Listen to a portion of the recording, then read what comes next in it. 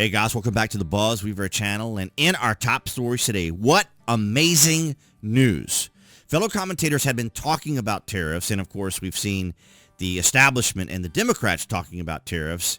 And many of us were thinking maybe a few weeks at best or a couple of months, but no one, I think, anticipated that it was going to be within 24 hours. This is massive.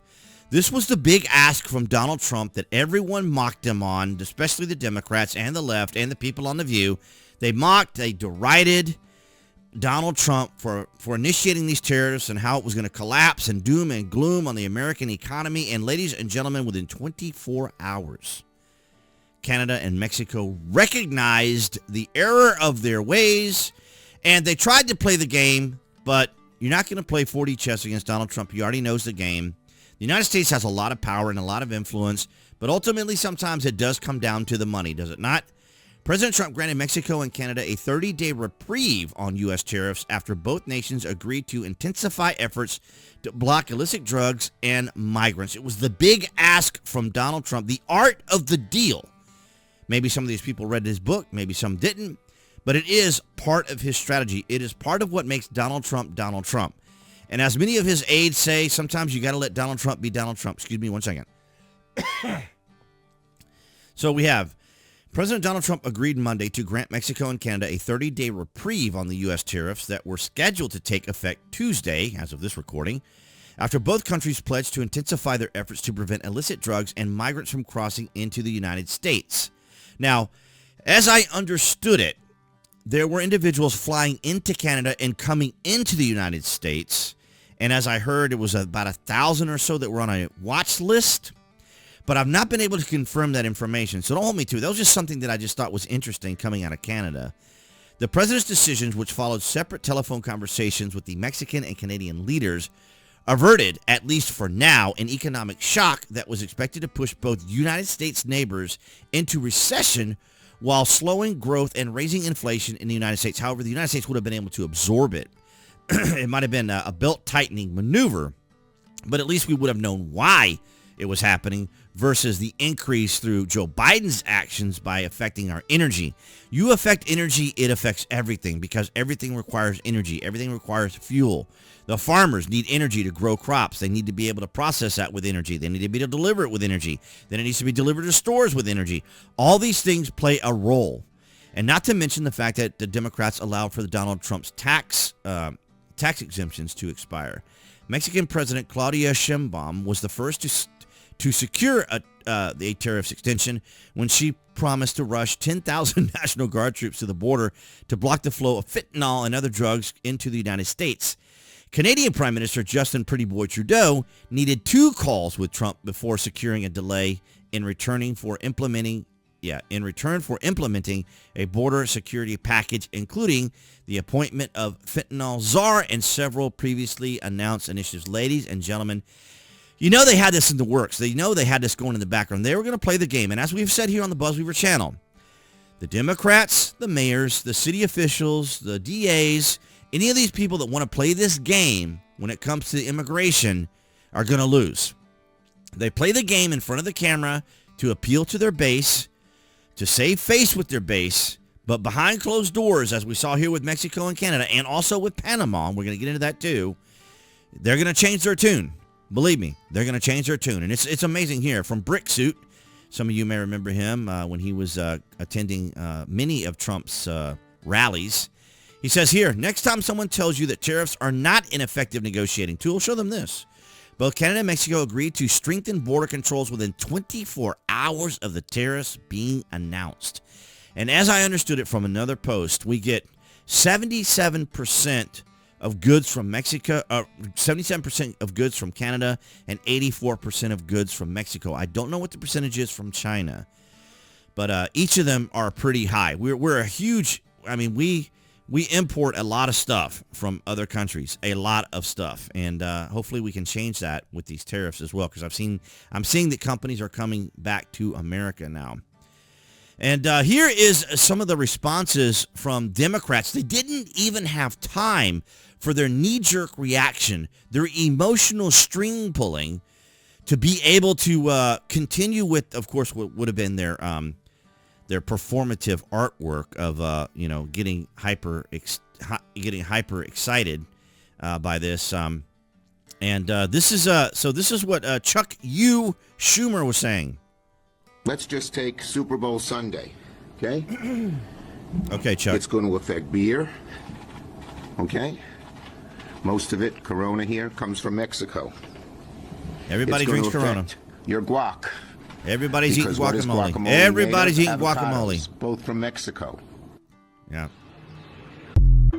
Okay, yeah. Now, I'm not a big fan of Corona myself. I'm an IPA drinker. I got a brewery down the street from me, and I'm telling you, fresh beer is absolutely amazing.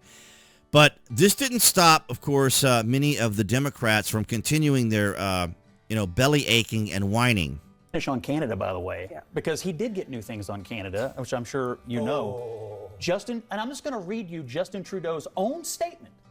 Canada is making new, and if I'll define it for you, that means not previously existing, commitments to appoint a fentanyl czar, list cartels as terrorists, ensure 24/7 eyes on the border, launch a joint task force to make money laundering and organized crime Richard, I'm going to let you in here. This is all new. It's all new. Hold on. Finish on Canada, by the way. So you see the snarky attitudes. They're so uncomfortable with the idea that Donald Trump is winning and succeeding. And I'm just looking forward today, as of this recording, the attitude of The View, because this is massive news. This is massive. Joe Biden could not have done anything like this. As a matter of fact, one of the major first things that Joe Biden did was completely dismantle and destroy what was happening in Afghanistan, the plan to exit Afghanistan. The Democrats can't keep up with this. It's hard for even me to keep up with this. It's so extraordinary. Now, I'm not trying to give myself any sort of accolades or recognition here. I'm just saying that there is so much going on with Donald Trump that I would love to post, and it's just like I would be constantly posting like every 20 to 45 minutes. It's absolutely extraordinary. And, of course, here is more from the left, which I thought was hilarious. Canada's about to have a moment. We get to stare down the biggest bully in Western history. He thinks we can't hack it. He thinks we will fold to economic pressure. He has no idea what we can accomplish together. Our country has never lost a war. We ain't losing this one either. 24 hours. 24 hours, John, you were down. And in Panama, my mother's country, Panama is exiting China's Belt and Road Agreement after Secretary of State Marco Rubio's visits. Free Beacon, President Molino said he plans to not renew it when it expires a year or two, but he wants to see if the agreement can be exited early. Wow, I'm trying to get ahead of myself here. Exited early.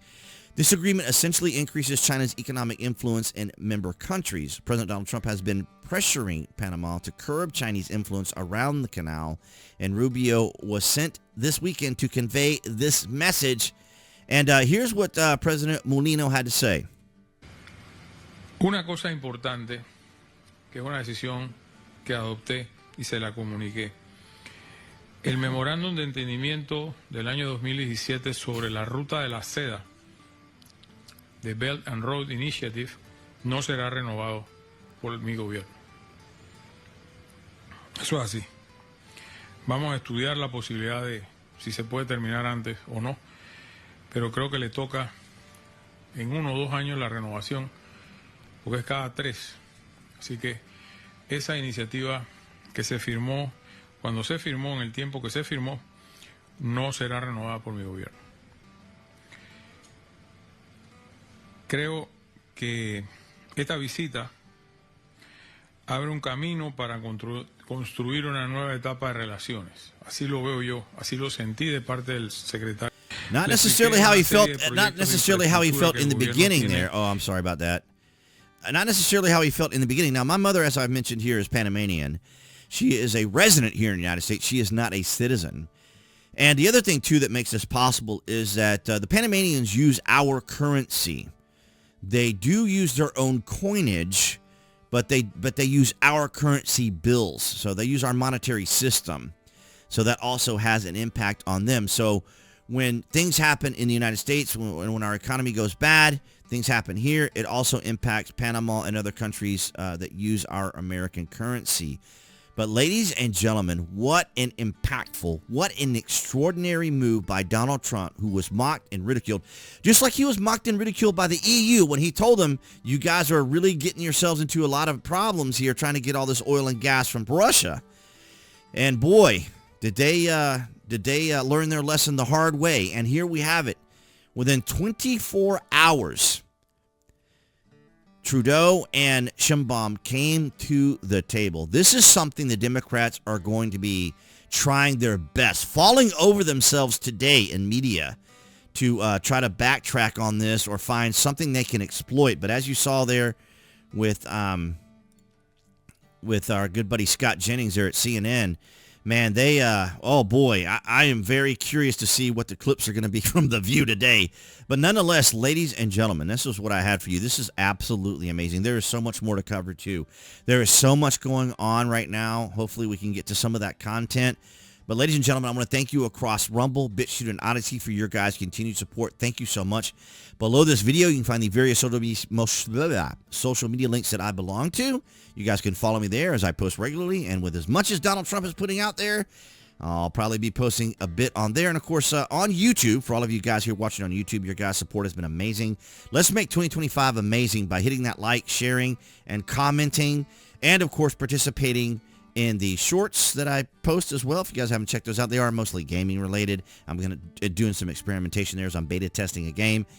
But also there on the community post, which they changed just to post, and it was confusing the other day, but it changed it to post.